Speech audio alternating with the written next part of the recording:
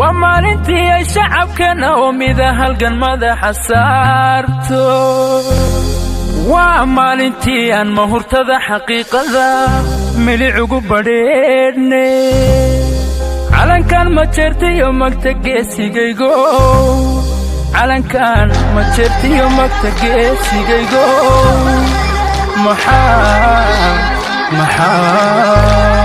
محمد نفكوري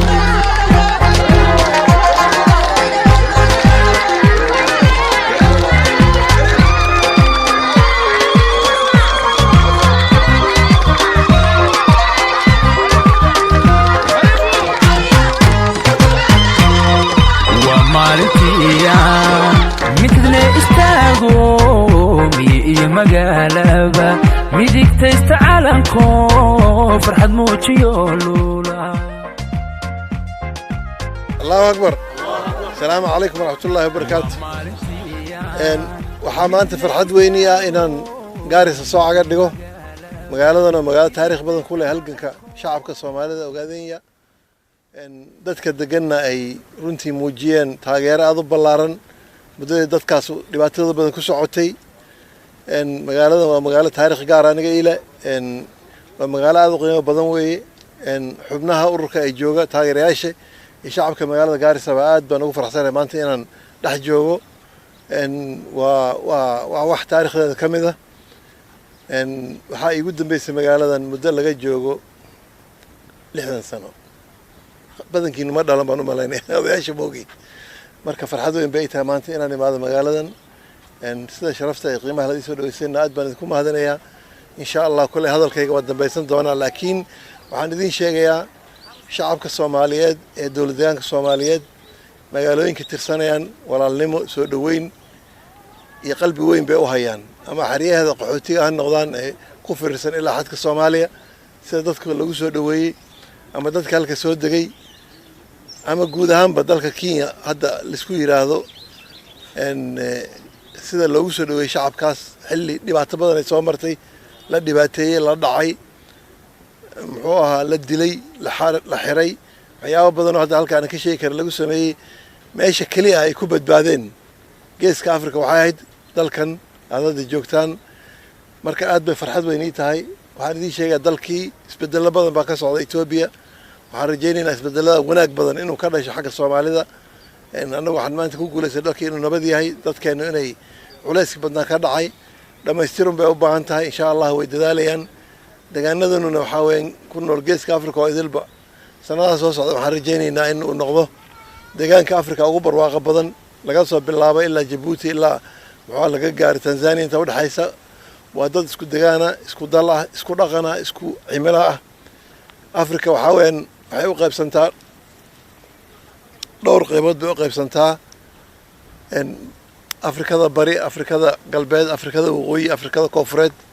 saddexdii qaybood kale gacanta is qabsadeen horumar badan way gaareen Afrikada bari waxaa haray dagaal iyo colaad iyo hardan waxaan rajaynaynaa sanadaha soo socda inay ayaguna sidaas oo kale nabad ka dhalato geeska Afrika oo noqdo meelaha Afrika ugu dhaqaale badan waa dhulka Afrika ugu barwaaqo badan webiyu leeyahay shidaal buu leeyahay wuxuu leeyahay badbaad ballaaran marka shucuubta ku nool haday isfahmi lahayn waa hore dhulkan barwaaqo badan baa imaan lahayd laakiin khilaafaadka siyaasadeed cadaadinta iyo isgumaysiga wuxuu keenay dagaal aan dhamaanin oo joogta inay ka jiraan geeska Afrika waxaan rajaynaynaa inay taas ay ku bedelanto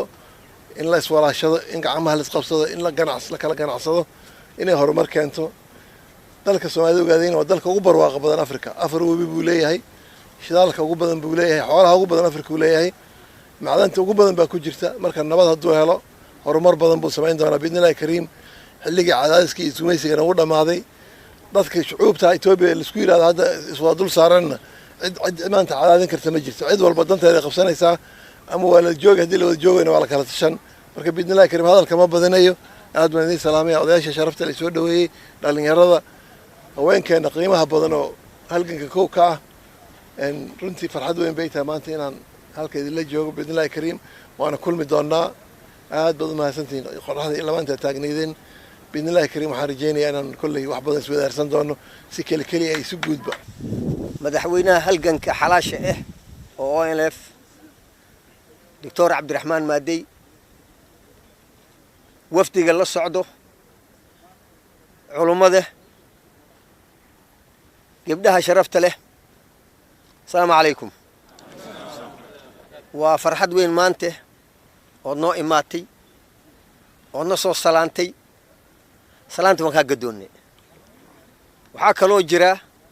هل جن كدير أسوق الشين إن شاء الله وقت جمريس لقرن لا هدا للتاجين يهي إن شاء الله هدا للتاجين يهي أنا ولي ما أنقله كل من فيزيكالي لكني تاريخ هذا وان هيا هل جن دير بسوق الشين هذيك أدميرال محمد شاه عثمان محمد عثمان إيا أنت كلو إن له الجميسي أنا كان ماسل باينه إهن ما حد وحي صوت عوامة وحي صوت عررة مجال الجارس يعني نقول صلينه مركا ما حد بالليدهن شرف أي ليدهن وحين قعد سننا وحاواي حدي يعني وحي قلية ودنك يدتك نوشب الماء والريد لاين وحاواي يعني قلية أو مقدس أواي أرنتها ساد كسو ودين وأنت تكون ودين مد كلا وحاواي وان أجيهاي من نمدي والله شغين هي أنت اللي جبيه هذه يوم ما أرتنيك كهورية أنا صبر بدن أياد موجسين وحين أنا عصينا هذا الصبر كأنت ما أرتسي